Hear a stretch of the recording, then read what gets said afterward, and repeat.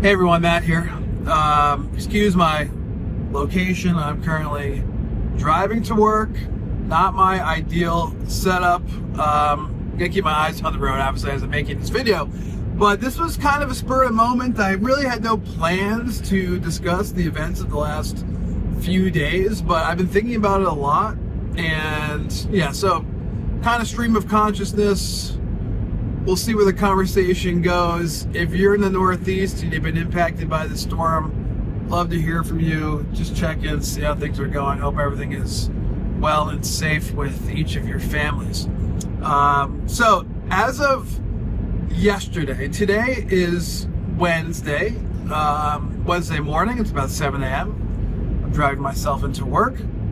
And as of yesterday, around 5 p.m., Cape Cod was still 80% without power. And I'll put up a graphic in a moment here of the various towns on Cape Cod. But just remembering off the top of my head, Provincetown, 100% of the residents were without power. Eastham, I think it was 99% of residents without power. If you know Cape Cod, the outer Cape is, consists of kind of on like the arm part of the elbow of Cape Cod, forearm part. Provincetown, Wellfleet, Truro's up there, Orleans to some extent, Eastham. Almost 99% of those towns were without power. Barnstable was like 75% without power. Chatham, 85%. Harwich, 80% without power. So we're talking, I think close to 100, maybe 150,000 residents without power on Cape Cod. And this was day 2 of the aftermath of the storm. So for us, the blizzard came in Sunday evening, Monday morning, the winds were just insane. I mean, they were saying 70 mile an hour wind gusts, which I certainly believe. Felt like our house was going to blow over. It snowed and had high winds all the way through the day on Monday. I don't think the winds died down until maybe 2 a.m. on this would have been Tuesday morning. So it made restoration of power basically impossible, and made plowing roads, clearing trees, everything else very, very difficult. The snow, if you were here in the Northeast, the snow is very heavy and very wet. It wasn't particularly cold at all. I went outside briefly to attempt to shovel, and I think it was in the mid 30s, which is not a crazy temperature by any means. So the snow was very wet. Trees were just collapsing by the weight of the snow. A neighbor of mine, unfortunately, a tree fell on his car. It just was a real bad situation. But the important thing was no one could get out and start cleaning up or attempting to restore power. So for us, we were very fortunate. I'm not sure why this happened the way it did or why we were so lucky. We only lost power for about 4 hours. From about 6 a.m. on Monday morning to about 10 a.m. And at that point, we had power back the rest of the day. We did lose it for like 20 minutes in the evening, and then it came back on. But this was not the case. We were like the lucky 20% of the Cape that had electricity even yesterday, which was Tuesday. So a lot of people are now, this is day 3. A lot of people are going on 36 hours now. No power, no heat. It is 15 degrees this morning. The temperature's dropped considerably overnight. And I know people, I have friends, and other members of the community that I know that are in their homes and they have no electricity. They may not have a gas stove. They may not have a generator, and it's 30 degrees inside their house. So it's a real bad situation. I think it's real tragic.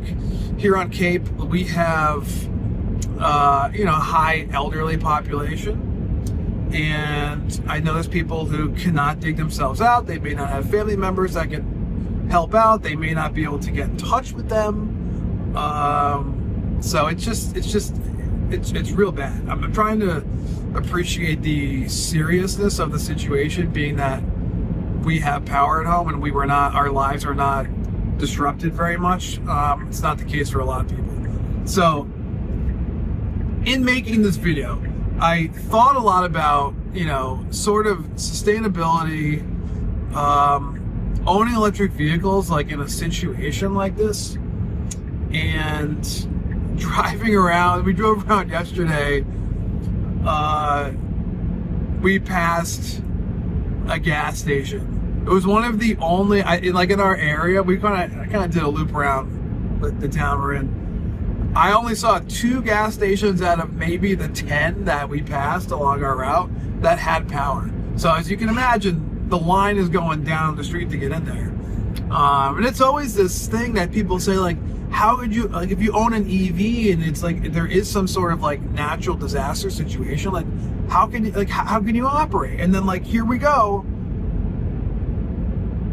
These gas stations obviously cannot function without power, and the assumption is like, oh, surely we'll get power restored, in a timely manner, in that you could go fill your gas car up, or even, for a lot of people, they're trying to get gasoline for their generators too, right? And I don't know the length of time that these gas generators can last. Obviously, it depends on the size, right, and what they're outputting, but maybe 3 days, 4 days. I'm not sure. You guys can tell me. I don't have a generator, but that's certainly people are trying to get gasoline for their generators. So the lines are crazy, and it's like this idea that it's completely unsustainable to have an electric vehicle, let alone 2 like we do, is kind of crazy.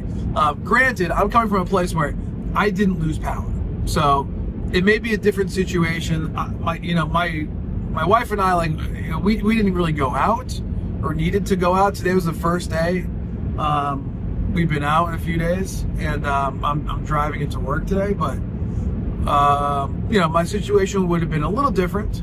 But it also got me thinking about solar and batteries, solar batteries, and I'm kicking myself a little bit that I did not get the Cybertruck home PowerShare installed, because this is 120 kilowatt hour battery. What's a Tesla Powerwall? Like 8 kilowatt hours, something like that? 10 kilowatt hours?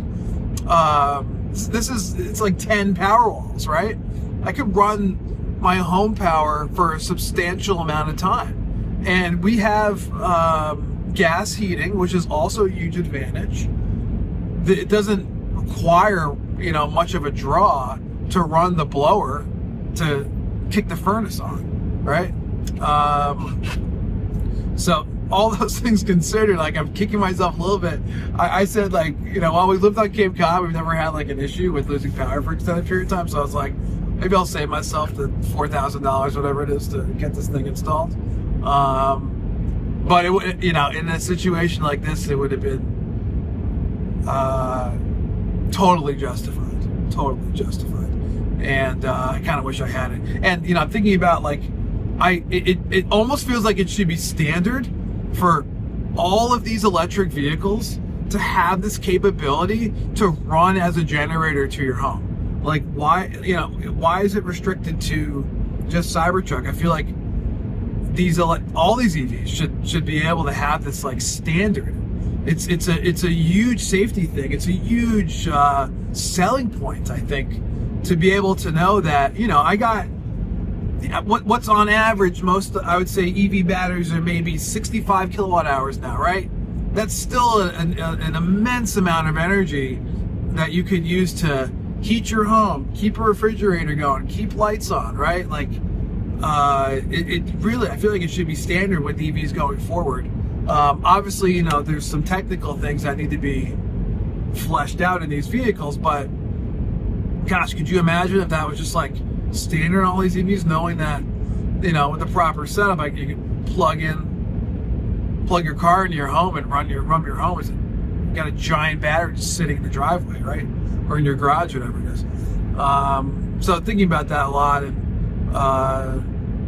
it's just been a crazy crazy turn of events. The other thing I noticed, we're driving around, and the Stop and Shop near us also has a Tesla supercharger. So we were planning on going into the grocery store, and it just was like pure chaos. And we drove by, didn't want to take our kids in, deal with all that. But there's a Tesla supercharger right there, and I drove over there, and sure enough, cars were charging. You know,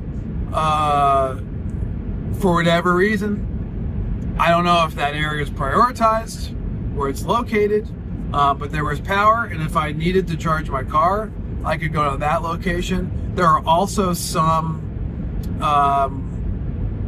level 2 charging near our place, which conveniently is free, which had power, drove by, had power. But here are, you know, these gas stations without power, and like everyone cramming in. I saw one thing from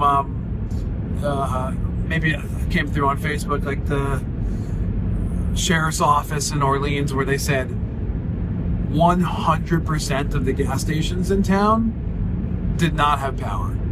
So it's been very, very eye-opening. If you guys are affected by the storm, you know, my prayers go out to you. Hope everything is going well. Rhode Island was hit, really just like this, the coast of Massachusetts and Rhode Island just got slammed. Most places I've seen from the power company, they're saying restoration we may not be 100% operable here in Cape Cod until the weekend. So, you know, for some people that means going 4 or 5 days without heat. Yeah, it's just pretty terrible. So there it is. That's my video for the day. I apologize for the road noise, but you know, you got things on your mind and just want to get them out, and we have a wonderful platform and great viewership and audience that I think will be appreciative of these types of things. So thanks for hearing me out, guys. Hope you have a good one, and stay safe. Thanks.